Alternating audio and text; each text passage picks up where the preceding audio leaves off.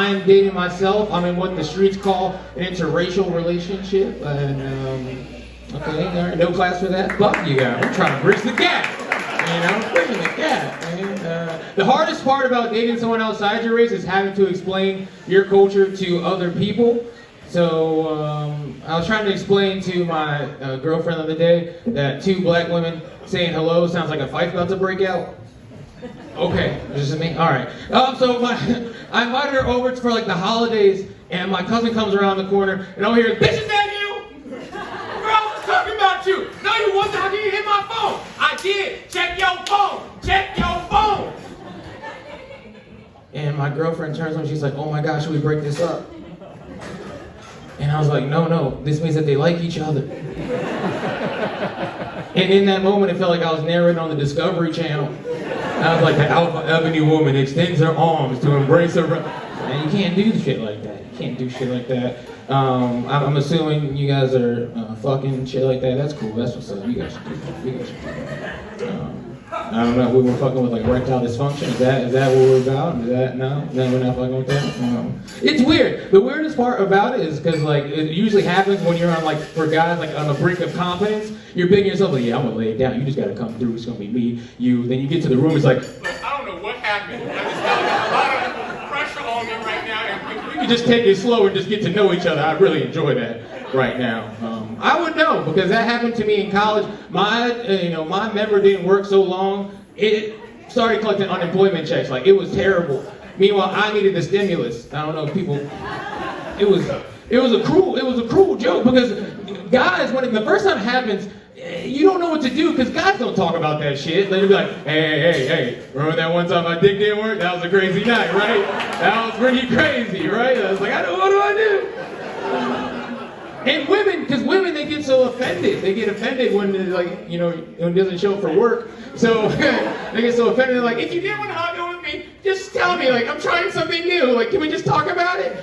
And it's like, women don't apologize because, if it was the other way around, like if women were having any type of sexual dysfunction, guys wouldn't care.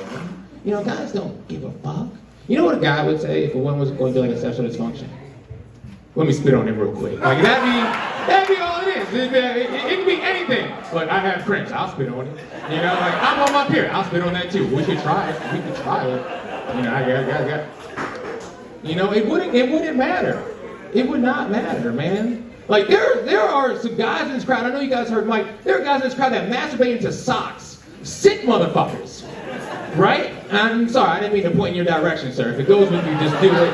My bad. I just need to get this joke out. Sick motherfuckers, they don't care about a little bit of Nike drop it. They don't care about a little sexual dysfunction. And for most guys, that would stop them if, you have this for you for that long. But in my case, I learned to adapt and compensate. That's what you gotta do, adapt and compensate. And so, in my situation, I became damn good at foreplay. I wasn't that bitch like, delicately, but passionately. That's the way it gets done. Because my idea was, I do a good enough job to be like, I don't even care if you have a dick, I'm good, right? Like that's the way I was in it. So I'd be like, like doing ABCs, blowing bubbles. I'm doing like a 20-minute set because I'm running the show with no headliner. Like I'm calling out just like, is he ready to come out yet? No, he's nervous. Keep going.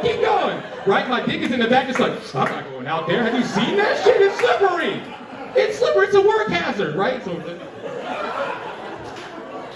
It was very painful what I went through, and so one time, don't laugh that hard. Don't do that. Like, I'm trying to tell my truths up here. So one time it got real weird because this girl, she was like, I want you inside of me, and I was like, shit. I was like, look, I did the ABCs, the blue bubbles. At this point, you should have forgot that I have. Okay, so whatever. So she pushes me on the bed, right? She starts necking me up. I'm like, oh my God, this is amazing. And I shed a thug tear because I did. Because I had this like beautiful woman in my bed, but like I was still softer than a carnitas taco. Like, look, you can put a wet noodle in your mouth, it won't make it al dente. We learned that night. We learned that. Like, if that's the one thing you walk away from tonight, that's what you learn. Can't make it al dente. So she's going, right? And I get like to like a half choke. Not amazing, but she's like, look, we could work with that. And I was like, look at you being resourceful. And so now we're at this point, and she says to me, put a condom on. And it took everything in my being, and it took everything in my heart and soul to be like, no, I will not. Because, in her mind, she was like, oh, he's freaky, he's adventurous, he's trying to go raw. That was not the case at all. I just didn't want to look silly. Because it felt like, like a raccoon in a trench coat. Like, he clearly needed another 2 raccoons to fill it out. I wasn't gonna let you go out like that. Okay, all right. We did that. I gotta get out of here, so I'll end with this here. Obviously, you guys are all here. I think, we're still in the middle of a pandemic. Want to be cognizant of that. It still affects my life. And they're releasing new variants like iPhone updates. This shit don't make no sense. I just got used to the features on this one. And but so there's the Delta variant, the Lambda, and assuming the original is Alpha, this shit is starting to sound like a frat house. It's like, can you imagine that? And it's like, Alpha Delta Lambda fraternity, spike up. We are not here to discriminate between the old and the young. No, sir. We are here to increase the curve. Increase the curve. Increase the curve.